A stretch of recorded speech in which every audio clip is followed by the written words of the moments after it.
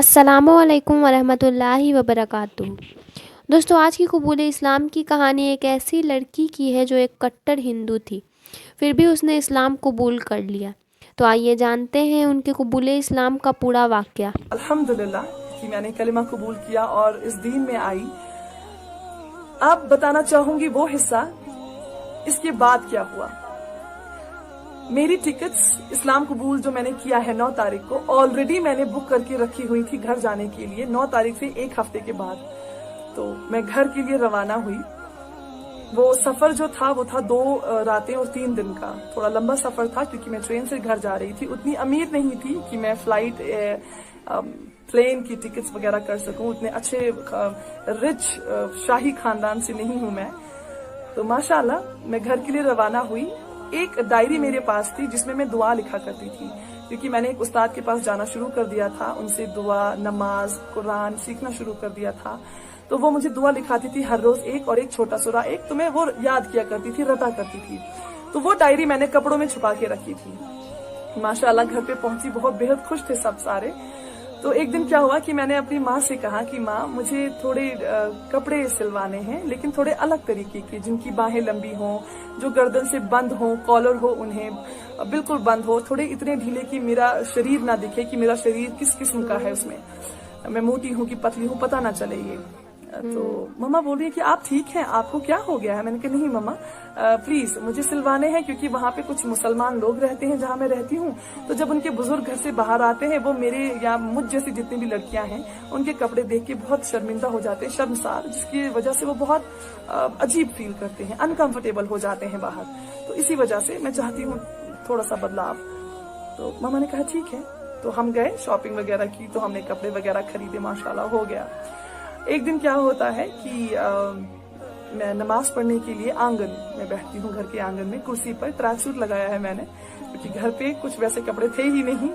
तो माशाल्लाह मैंने ट्रैक सूट लगाया है, सर पे दुपट्टा रखा है, बाल वैसे दिख रहे थे लेकिन फिर भी, क्योंकि कहते हैं ना कि आपकी जो भी आप करते हैं वो आपकी नीयत पे डिपेंड करता है कि आपकी नीयत कैसी थी।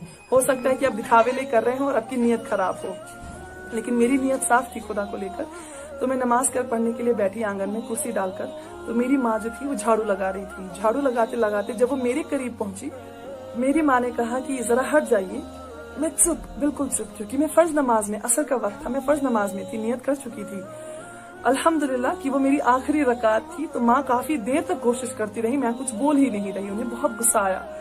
तो जब मैंने सलाम, थोड़ा सा गर्दन हल्का सा इधर नजरों को फेर कर, हल्का सा नजरों को इधर फेर कर सलाम फेरी। तो मैंने बोला क्या माँ, मैं सोच रही थी, मुझे बहुत इंपॉर्टेंट 300 नंबर का प्रोजेक्ट है, उसके बारे में सोच रही थी, मैं गहरी सोच में थी, कुछ आइडिया लगा रही थी। तो माँ ने बोला आपका दिमाग ठीक है, इतना भी क्या आप सोच में डूबी हैं। चलिए, जैसे तैसे होके वो बात खत्म हो गई। अगले ही दिन क्या हुआ कि दोपहर में मामा ने मुझे वजू बनाते हुए देखा। जो हम नल लगाते हैं जमीन, जिसे आप ट्यूबवेल का पानी कहते हैं, वो नल हमें हर घर में होता है वहां पे, तो मेरे घर में भी था। तो माँ मेरी किचन से खिड़की से मुझे देख रही है कि ये कर क्या रही है। इतनी सर्दी है, जनवरी का महीना है, और ये क्यों गर्दन धो रही है, अपनी टांगों को ठंडे पानी से क्यों धो रही है। तो बता दूं कि मेरे घर में गीजर वगैरह नहीं था। चूल्हे पे जब नहाना हो किसी को तो चूल्हे पे पानी गर्म करके दिया करते थे। तो गर्म पानी की गुंजाइश थी नहीं, तो ठंडे पानी से वजू बनाया। तो अब मम्मा पूछ रही है मुझे कि आपको हो क्या गया है, जब से आप आई हैं अजीब अजीब हरकतें कर रही हैं। मैंने बोला नहीं मम्मा, मुझे थोड़ी इरिटेशन हो रही थी, गले में कुछ चुभ रहा था और थोड़ी गर्मी सी महसूस हो रही थी, तो इसीलिए मैंने थोड़ा हाथ मुंह धोया, सोचा थोड़ा साफ सा हो जाएगा, बस इतना ही और कुछ नहीं। तो चलिए, माँ ने वो भी छोड़ दी बात। माँ मेरी बहुत भोली है माशाल्लाह, जो कहिए वो मान जाती है।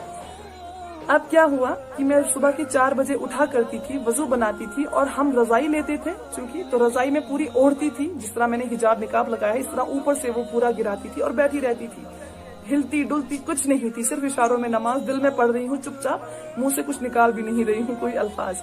तो मम्मा वो भी पूछती है कि आपको क्या हो गया, आप क्या सुबह 4 बजे बैठी होती हैं।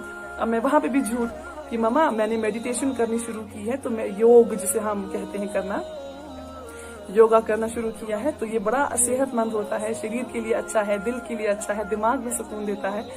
तो इसीलिए मैंने मेडिटेशन शुरू की है, तो आप फिक्र ना करें। चलिए कोई बात नहीं, मम्मा ने वो बात भी मान ली। अब एक रात क्या हुआ कि मैं और मम्मा और मेरी बहन सो रहे थे। तो मेरी मम्मा ने मुझे बोला कि आप जानती हैं, मेरे पास एक दुआ है, जो अगर मैं पढ़ लेती हूँ तो आप और आप पापा आपकी, क्योंकि जो आप लंबे लंबे डिस्टेंसेस पे जाते हो, लंबे लंबे सफर तय करते हैं, आप लोग हमेशा सेफ पहुंचते हैं, सुरक्षित रहते हैं और सुरक्षित ही घर आते हैं। मैंने बोला मम्मा ऐसा क्या है, ऐसी कौन सी दुआ है? बोलती है मैं नहीं बताऊंगी आपको, आप अंडा खाती हैं। मैंने बोला मम्मा अंडा नॉनवेज में मुंह से खाती हूँ, कानों से नहीं खाती हूँ, तो आप बोल सकती हैं मुझे, मैं कानों से सुनूंगी। तो मम्मा ने बोला ला इलाहा इल्लल्लाह मुहम्मदुर रसूलुल्लाह। आप यकीन मानिए पैरों के नीचे से जमीन खिसक गई, मैं उठ के बैठ गई। मैंने मम्मा से बोला आप जानती हैं आप क्या बोल रही हैं? बोलती हाँ मैं जानती हूँ, तुम्हें क्या हुआ? मैंने बोला मम्मा ये मुझे वहाँ जहाँ मैं पीजी कर रही हूँ वहाँ जाकर पता चला है कि ये क्या है। आप जानती हैं सारा इस्लाम इसी पे खड़ा है। आप जानती हैं कि अगर इस अल्फाज को कोई समझ ले और इसे कबूल कर ले तो वो मुसलमान बन जाता है, वरना मुसलमान बनने के लिए आपको कुछ नहीं करना है, सिर्फ कलमा कबूल करना है और सच्चे दिल से कबूल करना है।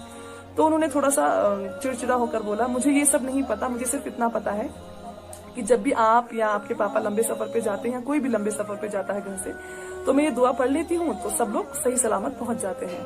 मैंने कहा चलिए बहुत अच्छी बात है। तो मैंने माँ को वो छोटे से पेपर पे लिख के दिया, क्योंकि वो थोड़ा प्रोनाउंस अजीब तरीके से कर रही थी, तो मैंने उन्हें सही तरीके से लिख के दिया। अब मैंने जानने की कोशिश की कि मम्मा आपने सीखा कहाँ से है? तो माँ ने बताया जब हमारी शादी हुई थी तो आपकी दादी जो है, क्योंकि मैं शादी के 1 साल बाद पैदा हुई थी, मम्मा पापा की शादी के बाद पैदा हुई थी 1 साल बाद, तो अगर मैं 24 की थी तो उन्हें 25 साल पहले मेरी माँ जो दादी थी उन्होंने बताया था कि ये लाइन पढ़ा करो हर वक्त, आपकी सारी दुआ कबूल होगी, आपके घर में सब सेफ रहेंगे। तो तब से 25 सालों से वो ये कलमा पढ़ रही थी माशाअल्लाह, लेकिन ये मानने को तैयार नहीं थी कि वो मुसलमान है या इसको मानने से कबूल। उनका इंटेंशन सिर्फ इतना था कि मेरे घर वाले सेफ रहना चाहिए, तो उसके लिए वो कोई भी दुआ, हर मुझे लगता है हर माँ, हर बीवी, हर शौहर, फैमिली मेंबर्स जितने भी होते हैं कि आपस में इतनी मोहब्बत होती है कि हर कोई ऐसा कर लेगा। तो चलिए अब मेरा वापस आने का वक्त था, तो मेरे पापा पगड़ी बांधते थे। तो पगड़ी बांधने के लिए 2 लोगों की जरूरत होती है, क्योंकि उसमें प्लेट्स बनानी पड़ती हैं। तो एक कोने पे मैं थी पगड़ी के और एक कोने पे पापा थे, तो हम प्लेट्स बना रहे थे। तो पापा ने बोला बेटा एक बात बोलूं आपसे? मैंने कहा जी पापा बताइए। पापा ने बोला आपको पता है जहाँ आप रहती हैं वहाँ बड़े मुसलमान हैं? मैंने कहा जी पापा।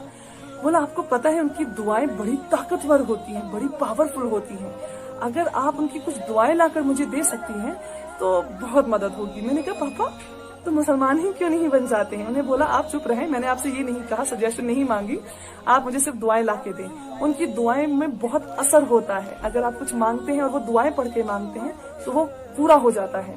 मैंने कहा चलिए कोई बात नहीं। अब दिल ही दिल में सोच रही हूँ अल्हम्दुलिल्लाह कि मैं इस दीन में आ गई, अल्लाह ने मुझे सुन लिया, अल्लाह ने मुझे समझा दिया कि वाकई ये दीन कितना खूबसूरत है, कि अल्लाह के कितने करीब है। गैर मुसलमान इस दीन की दुआएं चाहता है, अल्लाह के कलाम को पढ़ना चाहता है, हुजूर सल्लल्लाहु अलैहि वसल्लम की कही हुई बातों को पढ़ना चाहता है। उनको लगता है कि उनकी बातें जो है वो कबूल होंगी, उनकी जो ख्वाहिशें हैं वो कबूल होंगी, क्योंकि इन दुआओं की पढ़ने की वजह से। तो उसके बाद मैं वापस आ गई। वो इस्लाम कबूल करने के बाद मेरे घर वालों से वो पहली और आखिरी मुलाकात थी। तो 8 साल हुए मुझे इस्लाम कबूल किए हुए, 8 साल हो गए हैं अपने घर वालों को देखे हुए। जुड़े रहिएगा, मेरी वीडियो का अगली वीडियो का इंतजार कीजिएगा। मैं आपको बताऊंगी कि मेरे परिवार वालों को कैसे पता चला कि मैंने इस्लाम कबूल किया है और क्या रिएक्शन था उनका, क्या क्या जद्दोजहद करनी पड़ी, क्या क्या सहना पड़ा। सहा उन्होंने भी, सहा मैंने भी, लेकिन अल्हम्दुलिल्लाह सलामत है, जिंदा है, खुश है। तो ये थी दोस्तों आज की वीडियो। तो वीडियो आपको कैसी लगी कमेंट करके ज़रूर बताएं। मिलते हैं नेक्स्ट वीडियो में। अल्लाह हाफिज़।